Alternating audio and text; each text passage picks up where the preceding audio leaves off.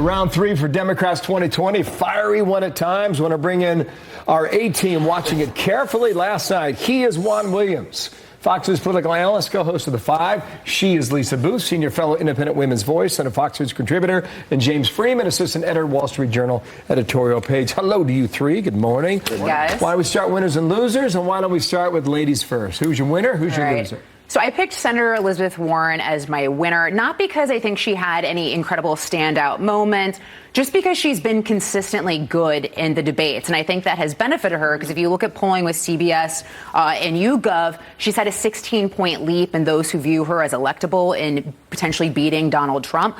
So I think these debates, just producing solid performances without missteps, helps feed into that narrative.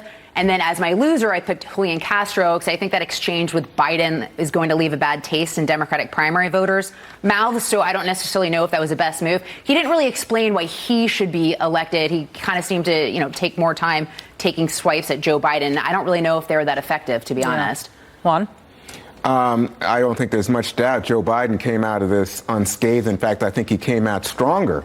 Especially early on, he took the offensive on the health care issue, which was the dominant issue of the debate. And on that score, I'd say, the man who was the front runner is still the front runner today. And the second person, we didn't put him up there, but I would say that Beto O'Rourke had a good debate. I think Julian Castro came off as a loser. And this is so sad for me to say because I like Julian Castro. I think he did a good job of explaining that he's a man of some principle, how he had sacrificed in terms of giving up his job at a law firm so he could cast a city council vote against a real estate developer. I just thought it's very strong. But then the idea that he went after Joe Biden in such a vicious way, it was like he had a long knife out. It was a moment like Julius Caesar, et tu, Brutus. I mean, what was that about? Or for you, forgetting line? Yeah. Yes, the argument. Then he repeated it because the audience, he felt, drowned him out. But the suggestion, he said it twice. I agree with you. I think it was the line that is to be remembered because from this it was debate. Sort of vicious about, you're not mentally competent. And that's the way you heard. I think a lot of people may have heard that as well, as Lisa did, obviously. Winners and losers. James Freeman. Yeah, I would say Biden is honorable mention, but my winner is Amy Klobuchar because she, like the former vice president, went after the central issue, which is this government-run health care plan backed by a number of the people there. And you see, those are my losers, Sanders and Warren, because we saw here, we didn't know if we were going to get this kind of clash with some of the moderates not qualifying for this debate. But I think Klobuchar in a big way, and also Joe Biden, pointed out you're talking about destroying the healthcare system and starting over in terms of how it's financed, how people interact with the healthcare system and their doctors.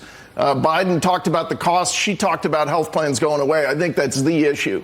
I want to just play the attacks by Julian Castro on Biden over his memory, saying that he was forgetful of something that was said 2 minutes earlier on the Medicare for All issue. Let's play it. They do not have to buy in. You just said that. You just said that 2 minutes ago. You just said 2 minutes ago that they would have to buy in. You said they would have to buy in. Have to buy in. If she qualifies for Medicaid, are you forgetting what you said 2 minutes ago? Be in for it. Are you forgetting already what you said just 2 minutes ago? I mean, I can't believe that you said 2 minutes ago that they had to buy in, and now you're saying they don't have to buy. You're forgetting that. Okay, first of all, he's wrong. I have the transcript in front of me. Here's what Biden actually said. You'll be able to buy in. Anyone who can't afford gets automatically enrolled in the Medicare type option. Anyone who can't afford it gets automatically enrolled. So not only was he wrong, but he played the age card, which did not go well. I believe he was trying to come out and make a name for himself. Many people still don't know who he is. This wasn't the way to do it. Not at all. And, there are a lot of people on that stage. There were 10 people on the stage. This is the first time we're not having the 2 nights. But really, we're down to 3 candidates. And I think everybody else who's not among those top 3, maybe 4, is trying to make some headway. And you got to do that by going after the front runner. So he did that, but he did it in such a way that it looks like it's rebounded, it's damaged him. This morning, Did you hear Peter Doocy asked him about it last night. He said it had nothing to do with age. That was come on. I just don't. I don't buy it. I don't buy it. And I think most Democrats. I'm going to say to you, the Democrats I've heard from are all like, "Wow, why would you do that?" I mean, if you want to do it something like that, you have to do it with skill. This was too much of a bludgeoning. Okay, Joe Biden overall, how'd he do? I mean, toward the end of the night, there was this question as to whether or not he was getting lost in his own thought, and this came up here. Watch. Sure. Look, this is the United States of America. There's never been a single solitary time when we've set our mind to something we've been unable to do it. Let us be clear, Joe. In the United States of America, we are spending twice as much per capita on health care as the Canadians or any other major country on earth. This is America. Yeah, but Americans don't want to pay twice as much. Well, let me tell you something. For a socialist, you got a lot more confidence in corporate America than I do. Well, I mean, I would just say, hey, Joe, instead of saying no, we can't, let's say yes, we can. I never believed what Cheney and Bush said about Iraq. I voted against the war in Iraq. We bring social workers into homes of parents to help them deal with how to raise their children. It's not that they don't want to help. They don't know quite what to do. Play the radio. Make sure the television, make sure you have the record player on at night, the phone. Make sure the kids hear words.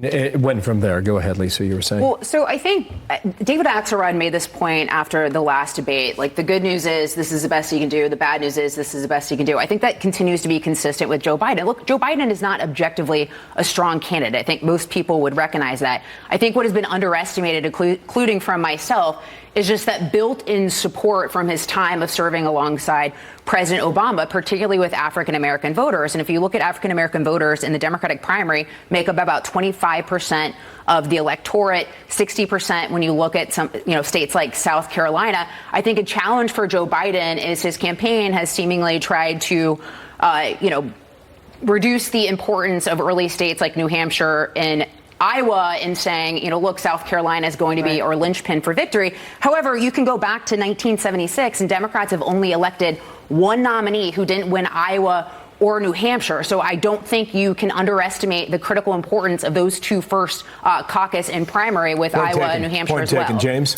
Yeah, in terms of things that he did well last night, we talked about the good points he made on healthcare and cost. I thought you saw there in the clips, he's a patriotic guy. I thought that came through. And I think it was very important when Kamala Harris was talking about, yes, we can unilaterally act and do whatever we want to do if the Congress won't cooperate.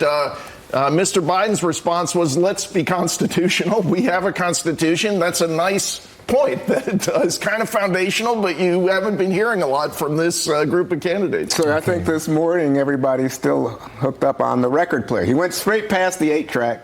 I am seriously thinking about the record player right now. There was You like that, James? Ron likes that.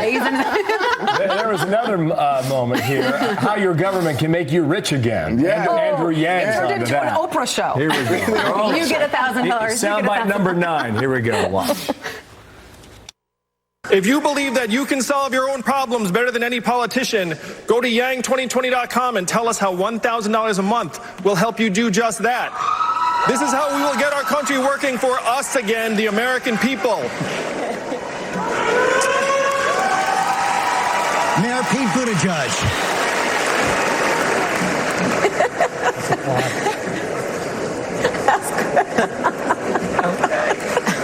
It's original, I'll give you that. I don't know. I think Oprah might think it's not so original. She was giving away stuff, right? That's a good line. You get a car. You get a car. Came through.